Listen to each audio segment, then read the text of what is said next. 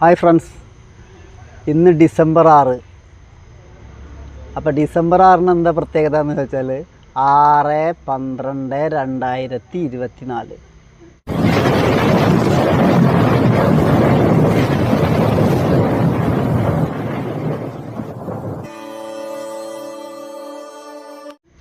ആറ് അധികം 12, 12 അധികം 24. ഇത് ഒരു സംഖ്യകളുടെ പ്രതിഭാസമല്ലേ? ഈ പ്രതിഭാസം ഇനി ഒരു നൂറ്റാണ്ടിന് ശേഷമാണ് ഇത്ര ഉണ്ടാവുള്ളൂ. അപ്പോൾ ഒരു ഭാഗ്യമുള്ള ദിവസമല്ലെന്ന്. അപ്പോൾ ഈ ഭാഗ്യ ദിവസം ജനിച്ച ശിശുക്കൾ ഉണ്ടാവില്ലേ, കുട്ടികൾ, അപ്പോൾ അവർ ഭാഗ്യവാന്മാരല്ലേ? നമുക്കും പലർക്കും ഇങ്ങനൊരു ദിവസം ജനിക്കാനൊന്നും സാധിച്ചിട്ടുണ്ടാവില്ല. അപ്പോൾ ആ കുട്ടികളെ സംബന്ധിച്ചിടത്തോളം ഒരു ഭാഗ്യമുള്ള ദിവസമാണ്, ഭാഗ്യവാന്മാരായ കുട്ടികളാണ്.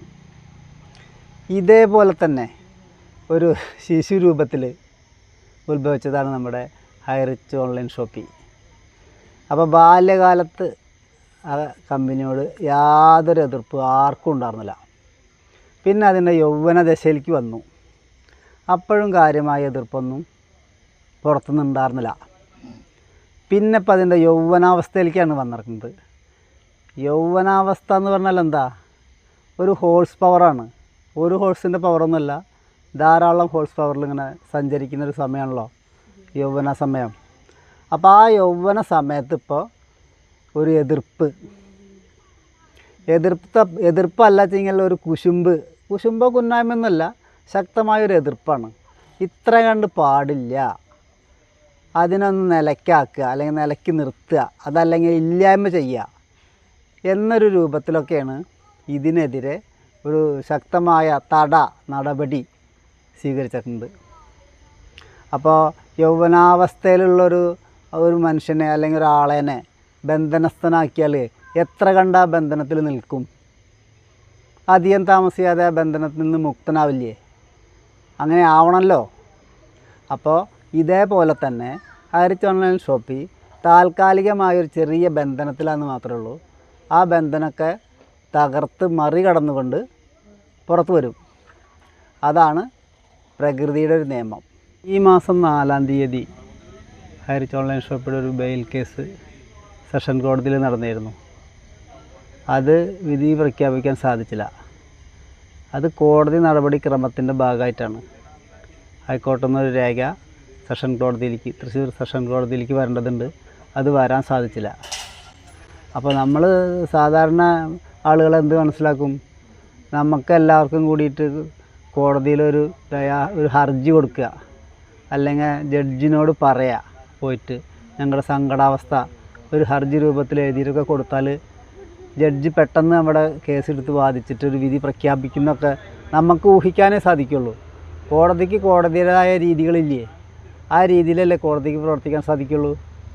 അത് മനസ്സിലാക്കാതെ നമ്മൾ കോടതിയെ കുറ്റപ്പെടുത്തിയിട്ട് കാര്യമില്ലല്ലോ, ന്യായാധിപനെ കുറ്റപ്പെടുത്തിയിട്ട് കാര്യമില്ല. അപ്പം നമ്മൾ അതും കൂടി മനസ്സിലാക്കേണ്ടതുണ്ട്. കോടതിയിലൊരു കേസ് വന്നാൽ കോടതിക്ക് അത് ആദ്യം പഠിക്കണം, എന്നിട്ട് വേണം അതിൻ്റെ വിധി പ്രഖ്യാപിക്കാൻ. അപ്പോൾ ആ വിധിക്ക് വേണ്ടിയിട്ട് നമ്മൾ കാത്തിരിക്കേണ്ടി വരും. അതിപ്പോൾ ഇനി 9-ാം തീയതി ഒരു വിധി ഉണ്ടാവും എന്നുള്ളത് നമ്മൾ മനസ്സിലാക്കുകയാണ്. 9-ാം തീയതി യാദൃച്ഛികമായിട്ട് ചിലപ്പോൾ അത് ഈ മാസം അവസാനത്തിലൊക്കെ ആവാം. അടുത്ത പുതിയ വർഷം ആദ്യ ഡേറ്റിലൊക്കെ ആവാനും സാധ്യതയുണ്ട്. നമ്മളിപ്പോൾ എന്ത് വേണം? നമ്മൾ അക്ഷമരായിട്ട് കാത്തിരിക്കുന്ന വേണം. അല്ലാതെ വേറെ ഒരു നിവൃത്തിയും നമുക്കുണ്ടാവില്ല. ഹൈറിച്ച് ഓൺലൈൻ ഷോപ്പിലെ കുടുംബാംഗങ്ങളിലെ പലരും ഈ ഹൈറിച്ച് ഓൺലൈൻ ഷോപ്പിൽ താൽക്കാലികമായിട്ടൊന്ന് നിന്ന് പോയപ്പോൾ വിദേശത്തടക്കം പോവുകയുണ്ടായിട്ടുണ്ട്. വിദേശത്ത് പോയി നോക്കുമ്പോഴോ അവിടെ ഒന്നും ശരിയാവാതായി, ഉദ്ദേശിച്ച രീതിയിലുള്ള ജോലികളൊന്നും ശരിയാവാതായപ്പോൾ അവിടെ നിന്ന് മടങ്ങി വന്നിട്ട് നാട്ടിൽ ഇനി എന്തെന്നുള്ള വലിയൊരു ചോദ്യചിഹ്നമായിട്ടൊക്കെ നടക്കുന്നുണ്ട് നമ്മളെ ഹൈറിച്ച് കുടുംബാംഗങ്ങൾ. അപ്പോൾ അവരോടൊക്കെ ഇപ്പോൾ നമുക്ക് എന്താ പറയാനുള്ളത്? ക്ഷമ വേണം. ക്ഷമയോടെ ഇങ്ങനെ കാത്തിരിക്കുക. ഇന്നല്ലെങ്കിൽ നാളെ ഈ അവസ്ഥകളൊക്കെ മാറും. ഇപ്പോൾ ഇരുട്ടിൽ നിന്നല്ലേ നമ്മളെ പൂർണ്ണചന്ദ്രൻ എങ്ങനെ ഉണ്ടാവുക? പൂർണ്ണചന്ദ്രൻ അമാവാസി കഴിഞ്ഞിട്ടല്ലേ പൗർണമി വരിക. അപ്പോൾ അമാവാസിയിൽ ഒരു ചെറിയ നൂല് പോലെയല്ലേ ചന്ദ്രൻ ഉണ്ടാവുക. അങ്ങനെ അത് വളർന്ന് ഒരു അർദ്ധചന്ദ്രാകൃതിയിൽ വരും. പിന്നെ പൗർണമിയിൽ പൂർണ്ണചന്ദ്രൻ വരും. എന്ന പോലെ ഈ അടുത്തന്നെ ഒരു പൂർണ്ണചന്ദ്രനായിട്ട് നമ്മുടെ ഹൈറിച്ച് ഓൺലൈൻ ഷോപ്പിൽ വരും.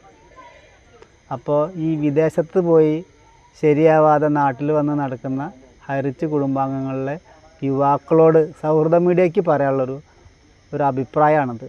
നിങ്ങളാരും നിരാശപ്പെടരുത്. ഇതോടുകൂടി ഇതൊന്നും ഒന്നിൻ്റെ ഒരു അവസാനമല്ല, ഒരു അനുഭവമായിട്ട് കണക്ക് കൂട്ടുക, ഒരു തുടക്കമായിട്ട് കണക്ക് കൂട്ടുക, മറികടക്കാൻ ശ്രമിക്കുക. ആരും അവിവേകമൊന്നും കാണിക്കരുത്. ഈ അവസ്ഥ മാറും. ഒരു വെയിലിന് ഒരു തണലില്ലേ, ഒരു ഉയർച്ചയ്ക്കൊരു താഴ്ചയില്ലേ എന്ന് പറഞ്ഞ പോലെ എല്ലാം ശരിയാവും. നമ്മൾ ക്ഷമയോടുകൂടി കാത്തിരിക്കുക വേണം. ആരും അക്ഷമരാവരുത്. ഇപ്പോൾ ഓൺലൈൻ്റെ യുഗമാണല്ലോ. 10 രൂപയുടെ സാധനമാണെങ്കിലും ഷോപ്പിംഗ് ഇല്ല, 100 രൂപയുടെ സാധനമാണെങ്കിലും ഷോപ്പിംഗ് ഇല്ല, 1000 രൂപയുടെ സാധനമാണെങ്കിലും ഷോപ്പിംഗ് ഇല്ല. ഒക്കെ ഓൺലൈനാണ്. ഓൺലൈൻ യുഗമല്ലേ ഇപ്പോൾ. അപ്പോൾ ഈ ഓൺലൈൻ യുഗത്തിൽ ജീവിക്കണമെങ്കിൽ എന്ത് വേണം? ഡിജിറ്റലായുള്ള ഇടപാടുകൾ വേണം. അപ്പോൾ അത്തരം ഒരു ഷോപ്പിയായിരുന്നു ഹൈറിച്ച് ഓൺലൈൻ ഷോപ്പി. അപ്പോൾ ആ ഹൈറിച്ച് ഓൺലൈൻ ഷോപ്പി കേരളത്തിൽ ഉത്ഭവിച്ച് കേരളത്തിൽ പടർന്ന് പന്തലിച്ച് അങ്ങനെ നിൽക്കുകയാണ്. മറ്റു പല കമ്പനികളും നമ്മുടെ കേരളത്തിൽ എന്താ പറയുക, കേരളത്തിൻ്റെ ഭരണകൂടം ശരിയായ രീതിയിൽ ഒരു തണലേകാതെ മറ്റ് സ്റ്റേറ്റുകളിലേക്കൊക്കെയാണ് അവർ പോയിറക്കുന്നത്. പേരെടുത്തിട്ട് കമ്പനിയുടെ പറയാൻ സൗഹൃദ മീഡിയ ആഗ്രഹിക്കുന്നില്ല. മറ്റു പല കമ്പനികളും ഇതര സ്റ്റേറ്റുകളിൽ പോയിട്ടാണ് ഇപ്പോൾ വളരെ ബൃഹത്തായ രീതിയിൽ നിലകൊള്ളുന്നത്. അപ്പോൾ സൗഹൃദ മീഡിയ പറയണത് എന്താ? ഹൈറിച്ച് ഓൺലൈൻ ഷോപ്പി കേരളത്തിൽ നിന്ന് ഉത്ഭവിച്ചിട്ട് കേരളത്തിൽ തന്നെ പടർന്ന് പന്തലിച്ച് നിൽക്കുകയാണ്. അപ്പോൾ അങ്ങനെ പടർന്ന് പന്തലിച്ച് നോക്കുമ്പോൾ അസൂയാവഹമായ വളർച്ചയാണ് ഹൈറിച്ച് ഓൺലൈൻ ഷോപ്പിക്ക് ഉണ്ടായത്. അപ്പോഴാണ് ഇങ്ങനെ വ്യാജമായ ഒരു ആരോപണങ്ങളൊക്കെ ഉന്നയിച്ചിട്ട് അതിനെ ഇല്ലായ്മ ചെയ്യാൻ വേണ്ടിയിട്ട് ഇപ്പോഴും ശ്രമിച്ചുകൊണ്ടിരിക്കുന്നത്. അപ്പോൾ ആ ശ്രമമൊന്നും പാഴാവുള്ളൂ, അതൊന്നും വിജയിക്കാൻ സാധ്യതയില്ല. അപ്പോൾ ഇത്തരം കമ്പനികളൊക്കെ നമ്മുടെ സംസ്ഥാനത്ത് നിലനിൽക്കുകയാണെങ്കിൽ ധാരാളം അഭ്യസ്തവിദ്യരായ യുവാക്കൾക്ക് തൊഴിലും ആ തൊഴിലിനോടനുബന്ധിച്ചുള്ള സമ്പദ് വ്യവസ്ഥകളും സമൃദ്ധിയും ഒക്കെ നമ്മുടെ ഈ കൊച്ചു കേരളത്തിലുണ്ടാവാൻ സാധ്യതയുണ്ട്. അപ്പോൾ അതിനു വേണ്ടിയുള്ളൊരു സാഹചര്യം അധികം താമസിയാതെ തന്നെ കോടതി വിധി മുഖേന സംഭവിക്കട്ടെ. പിന്നെ നമ്മളുടെ ഈ ചെറിയൊരു നിർദ്ദേശം എന്ന് പറയാൻ പറ്റില്ല, ഒരു അഭിപ്രായം നമ്മൾ ഹൈറിച്ച് ഓൺലൈൻ ഷോപ്പിനെ കുറിച്ചിട്ടൊക്കെ മറ്റു പലതിനെ കുറിച്ചിട്ടും സൗഹൃദ മീഡിയ അഭിപ്രായങ്ങൾ പറയാറുണ്ട്. അപ്പോൾ അതിന് കമൻറ്റ് ബോക്സിൽ അഭിപ്രായങ്ങൾ ഇങ്ങോട്ട് വരുന്നുണ്ട്, നമ്മളത് വായിക്കാറുണ്ട്. അപ്പോൾ ആ സുഹൃത്തുക്കൾ, അതായത് ഹൈറിച്ച് ഓൺലൈൻ ഷോപ്പിയുടെ കുടുംബാംഗങ്ങളല്ലാത്ത സുഹൃത്തുക്കളും അഭിപ്രായങ്ങൾ പറയാറുണ്ട്. അപ്പോൾ അവർക്കും നന്മ വരട്ടെ, എല്ലാവർക്കും നന്മ വരണം, എല്ലാവർക്കും ക്ഷേമം വരണം, എല്ലാവർക്കും ഒരു ശുഭദിനം നേർന്നുകൊണ്ട് മറ്റൊരു വീഡിയോയിൽ വീണ്ടും കണ്ടുമുട്ടുന്നതുവരെ നമസ്കാരം.